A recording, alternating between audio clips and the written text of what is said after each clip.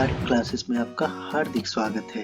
भारतीय संविधान के 80 महत्वपूर्ण अनुच्छेदों की सूची पे आज हम नजर डालने जा रहे हैं। एक आवश्यक सूचना, यदि अभी तक आपने अपने इस चैनल को सब्सक्राइब नहीं किया है तो सब्सक्राइब कर लें एवं बेल आइकन पे क्लिक करके नोटिफिकेशन ऑन कर लें ताकि लेटेस्ट वीडियो का नोटिफिकेशन आप तक पहुंचता रहे। भारत के संविधान में वर्तमान समय में 470 अनुच्छेद, 25 भाग और 12 अनुसूचियां हैं, जबकि मूल संविधान में 395 अनुच्छेद, 22 भाग एवं 8 अनुसूचियां थी। भारत का संविधान 26 नवंबर 1949 को बनकर तैयार हुआ था, जिसको 26 जनवरी 1950 से पूरे देश में लागू किया गया था। अब महत्वपूर्ण अनुच्छेद को देखते हैं। अनुच्छेद 1 में संघ का नाम और राज्य क्षेत्र का उल्लेख मिलता है। अनुच्छेद 3 में नए राज्यों का निर्माण और वर्तमान राज्यों के क्षेत्रों, सीमाओं या मौजूदा राज्यों के नामों में परिवर्तन का उल्लेख है। अनुच्छेद 13 में मौलिक अधिकारों को असंगत या उनका अल्पीकरण करने वाली विधियों के बारे में उल्लेख मिलता है। अनुच्छेद 14 में कानून के समक्ष समानता का उल्लेख है। अनुच्छेद 16 में सरकारी नौकरियों में सभी को अवसर की समानता का उल्लेख किया गया है। अनुच्छेद 17 में अस्पृश्यता का उन्मूलन दिया गया है। अनुच्छेद 19 में अभिव्यक्ति की स्वतंत्रता के बारे में कुछ अधिकारों का संरक्षण। अनुच्छेद 21 में प्राण और दैहिक स्वतंत्रता का संरक्षण का उल्लेख है। अनुच्छेद 21A में प्राथमिक शिक्षा का अधिकार दिया गया है। अनुच्छेद 25 में अंतरात्मा की स्वतंत्रता, मनचाहा काम और धर्म के प्रचार प्रसार की स्वतंत्रता का उल्लेख मिलता है। अनुच्छेद 30 की बात करें तो इसमें अल्पसंख्यकों को शैक्षिक संस्थानों को स्थापित करने, उनका प्रशासन करने का अधिकार मिलता है। अनुच्छेद 31C में कुछ निर्देशक सिद्धांतों को प्रभावी करने वाली विधियों की व्याख्या का उल्लेख है। अनुच्छेद 32 में मौलिक अधिकारों को लागू करने के लिए रीट सहित अन्य उपचार का उल्लेख है। अनुच्छेद नंबर 38 में राज्य लोगों के कल्याण को बढ़ावा देने के लिए एक सामाजिक व्यवस्था को बनाएगा, ये उल्लेख मिलता है। अनुच्छेद 40 में ग्राम पंचायतों का संगठन है। अनुच्छेद 44 में नागरिकों के लिए एक समान नागरिक संहिता का वर्णन है। अनुच्छेद 45 में 6 साल से कम उम्र के बच्चों के लिए अनिवार्य शिक्षा का प्रावधान है। अनुच्छेद 46 में अनुसूचित जातियों, अनुसूचित जनजातियों और अन्य कमजोर वर्गों के शैक्षिक और आर्थिक हितों को बढ़ावा देना उल्लेख है। अनुच्छेद 50 में कार्यपालिका से न्यायपालिका को अलग किया जाना, ये उल्लेखित है। अनुच्छेद 51 में अंतर्राष्ट्रीय शांति और सुरक्षा को बढ़ावा देना। अनुच्छेद 51A में मौलिक कर्तव्य का उल्लेख मिलता है। अनुच्छेद 72 में राष्ट्रपति की शक्तियों जैसे क्षमा देना, सजा का निलंबन, कुछ मामलों में सजा को कम करना आदि का प्रावधान है। संसद की संयुक्त सत्र का आह्वान करना, ये भी उल्लेखित है। ये सारा अनुच्छेद 72 के तहत राष्ट्रपति को शक्ति मिला हुआ है। अनुच्छेद 74 राष्ट्रपति को सहायता और सलाह देने के लिए मंत्रिपरिषद का गठन का प्रावधान देता है। अनुच्छेद 76 भारत के महान्यायवादी की व्याख्या करता है। अनुच्छेद 78 राष्ट्रपति को जानकारी देने आदि के लिए प्रधानमंत्री के कर्तव्य के बारे में व्याख्या देता है। अनुच्छेद 110 में धन विधेयक की परिभाषा है। अनुच्छेद 112 में वार्षिक वित्तीय विवरण यानी बजट का उल्लेख है। अनुच्छेद 123 में संसद के मध्यावकाश के दौरान राष्ट्रपति की अध्यादेश प्रख्यापित करने की शक्ति का उल्लेख मिलता है। अनुच्छेद 143 में सुप्रीम कोर्ट से परामर्श करने की राष्ट्रपति की शक्ति का उल्लेख है।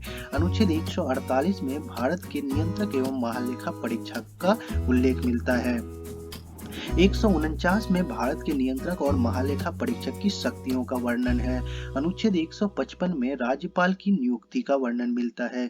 अनुच्छेद 161 में क्षमा को कम करने या सजा को कम करने, टालने और निलंबित करने की राज्यपाल की शक्ति का वर्णन है। अनुच्छेद 161 में अनुच्छेद 163 में राज्यपाल की सहायता और सलाह के लिए मंत्रिपरिषद का गठन होगा, ये कहा गया है। अनुच्छेद 165 में राज्य के महाधिवक्ता का वर्णन मिलता है। अनुच्छेद 167 में राज्यपाल को जानकारी देने के लिए मुख्यमंत्री के कर्तव्य के बारे में बताया गया है। अनुच्छेद 168 में राज्यों में विधान मंडलों की व्यवस्था का वर्णन है। अनुच्छेद 169 में राज्य में विधान परिषदों की रचना या उन्मूलन का उल्लेख मिलता है। अनुच्छेद 170 में राज्यों में विधानसभाओं की संरचना का वर्णन मिलता है। अनुच्छेद 171 में राज्यों में विधान परिषदों की रचना का उल्लेख मिलता है। अनुच्छेद 172 में राज्य विधानमंडलों की अवधि का वर्णन है। अनुच्छेद 173 में राज्य विधानमंडल की सदस्यता के लिए योग्यता का वर्णन है। अनुच्छेद 174 में राज्य विधायिका का सत्र, सत्रावसान और राज्य विधायिका का विघटन का वर्णन मिलता है।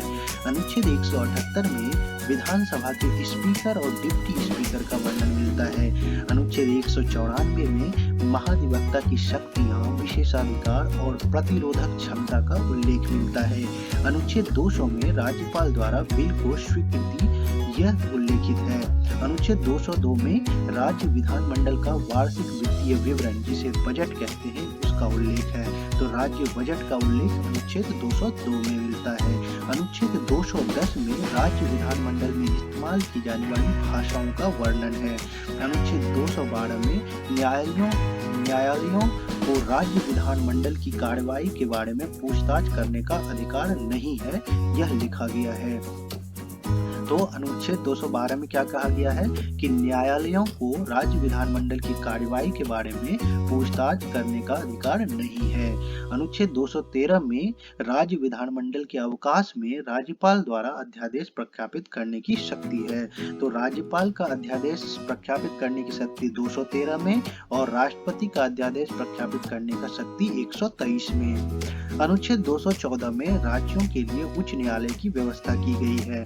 अनुच्छेद 217 में उच्च न्यायालय के न्यायाधीश की नियुक्ति की शर्तें हैं। अनुच्छेद 226 में उच्च न्यायालय की रीट जारी करने की शक्ति का वर्णन है। अनुच्छेद 239 ए में दिल्ली के संबंध में विशेष उपबंध है। अनुच्छेद 243 बी में पंचायतों का गठन है।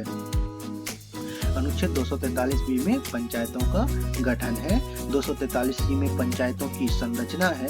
243 जी में पंचायतों की जिम्मेदारियां, शक्तियां और अधिकार है और 243 के में पंचायतों के चुनाव हैं। ये काफी इम्पोर्टेंट है और हर एक एग्जाम में, अभी रिसेंटली एनटीपीसी के एग्जाम में कई बार इनसे क्वेश्चन आ चुका है। तो एक बार फिर से इसे देख लीजिए। 243 बी में पंचायतों का गठन है। 243 सी में पंचायतों की संरचना है। 243 जी में पंचायतों की जिम्मेदारियां, शक्तियां और अधिकार है। अनुच्छेद 243 के में पंचायतों के चुनाव के बारे में मिलता है। इसके बाद यदि हम बात करें अनुच्छेद 249 का, तो राज्य सूची के विषय के संबंध में राष्ट्रीय हित में कानून बनाने की संसद की शक्ति का वर्णन मिलता है। अनुच्छेद 262 में अंतरराज्यीय नदियां या नदी घाटियों के बारे में पानी से संबंधित विवादों का अधिनिर्णय मिलता है। अनुच्छेद 263 में अंतरराज्यीय परिषद के संबंध में प्रबंध किया गया है। अनुच्छेद 265 में कानून के प्राधिकार के बिना करों का अधिरोपण न किया जाना ये उल्लेखित है।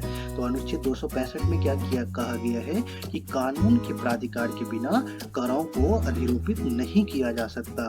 अनुच्छेद 275 में कहा गया है कुछ राज्यों को संघ से अनुदान दिया जाएगा।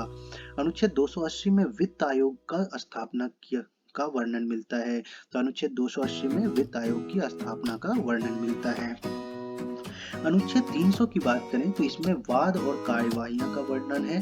अनुच्छेद 300 ए में विधि के प्राधिकार के बिना व्यक्तियों को संपत्ति से वंचित न किया जाना, यानी संपत्ति का अधिकार 300 ए में शामिल है। जो पहले कभी मौलिक अधिकार हुआ करता था उसे बाद में संशोधित करके विधिक अधिकार बनाया गया और 300 ए में शामिल किया गया। अनुच्छेद 311 संघ या किसी राज्य के अधीन सिविल क्षमताओं में कार्यरत व्यक्तियों के रैंक में कमी या बर्खास्तगी का वर्णन करता है। तो अनुच्छेद 311 के तहत जो है संघ या किसी राज्य के अधीन सिविल क्षमताओं में कार्यरत व्यक्तियों के रैंक में कमी की जा सकती है या उनको बर्खास्त किया जा सकता है। अनुच्छेद 312 में अखिल भारतीय सेवाओं का वर्णन मिलता है। अनुच्छेद 315 में संघ और राज्य के लिए लोक सेवा आयोग की स्थापना का उल्लेख है। अनुच्छेद 320 में लोक सेवा आयोग के कार्य का उल्लेख है। अनुच्छेद 323 ए में प्रशासनिक न्यायाधिकरण का वर्णन है। अनुच्छेद 324 में निर्वाचनों के अधीक्षण, निर्देशन और नियंत्रण का निर्वाचन आयोग में निहित किया जाना ये उल्लेखित है। अनुच्छेद 330 में लोकसभा में अनुसूचित जातियों और अनुसूचित जनजातियों के लिए सीटों का आरक्षण का वर्णन मिलता है। अनुच्छेद 335 में सेवाओं और पदों के लिए अनुसूचित जातियों और अनुसूचित जनजातियों के दावे का उल्लेख है। अनुच्छेद 352 में आपात की उद्घोषणा, जिसे हम राष्ट्रीय आपातकाल कहते हैं, राष्ट्रीय आपात का उद्घोषणा अनुच्छेद 352 में है। राज्य में संवैधानिक मशीनरी की विफलता के मामले में प्रावधान, जिसे हम राष्ट्रपति शासन कहते हैं, ये अनुच्छेद 356 में है। और वित्तीय आपातकाल के बारे में उपबंध अनुच्छेद 360 में है। अनुच्छेद 365 में संघ द्वारा दिए गए निर्देशों का पालन करने में या उनको प्रभावी करने में असफलता का प्रभाव, यानी राष्ट्रपति शासन, यानी यदि कोई राज्य सरकार संघ द्वारा दिए गए निर्देशों का पालन करने में या उनको प्रभावी करने में असफल रहता है तो वहां पर राष्ट्रपति शासन घोषित किया जा सकता है अनुच्छेद 365 के तहत। अनुच्छेद 368 के तहत संविधान में संशोधन करने की संसद की शक्ति और इसकी प्रक्रिया का वर्णन मिलता है। अनुच्छेद 370 में जम्मू कश्मीर राज्य के संबंध में अस्थायी प्रावधान था, जिसमें कुछ प्रावधानों को हटा दिया गया है, कुछ प्रावधान अभी भी लागू हैं।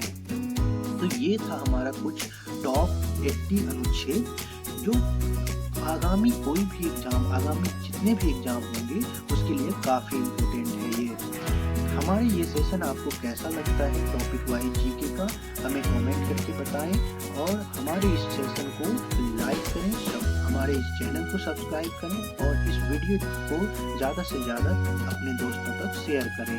धन्यवाद।